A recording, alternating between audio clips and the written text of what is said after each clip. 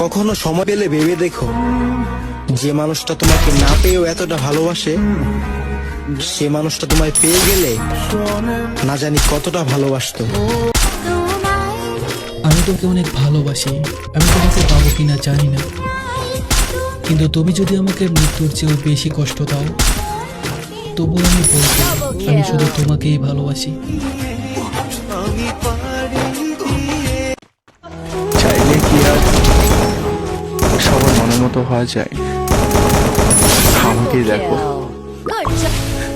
আমি সবাইকে আপন ভাবি, কিন্তু আমার আপন কেউ নয়। কিছু মানুষকে বোঝানোর ক্ষমতা আমাদের নেই, তাই নিজে থেকে দূরে সরে যাওয়াটাই বুদ্ধিমানের কাজ। পৃথিবীতে সবচেয়ে নরম জিনিস হচ্ছে মানুষের মন। এটা ভাঙতে কোনো হাতুড়ির প্রয়োজন হয় না, শুধু মুখের কয়েকটি অবহেলিত ভাষাই যথেষ্ট। পৃথিবীতে সবচেয়ে আপন মানুষ হলো মা। কেউ যদি অবহেলা করে, দোষ তার নয়, দোষ নিজের, কারণ তার কাছ থেকে তুমি বেশি আশা করেছিলে। তুমি যদি গরিব হও, তাহলে তোমার নিজের আত্মীয় তোমাকে দেখে এড়িয়ে যাবে, আর যদি তুমি ধনী হও, তাহলে তোমার দূর সম্পর্কের আত্মীয়রাও রোজ দুবেলা করে তোমার খোঁজ নিবে। সময় থাকতে প্রিয় মানুষটাকে মূল্য দিও, হারিয়ে গেলে কেঁদে কি লাভ? সম্পর্ক টিকিয়ে রাখার ইচ্ছা যদি দুপাশ থেকেই থাকে,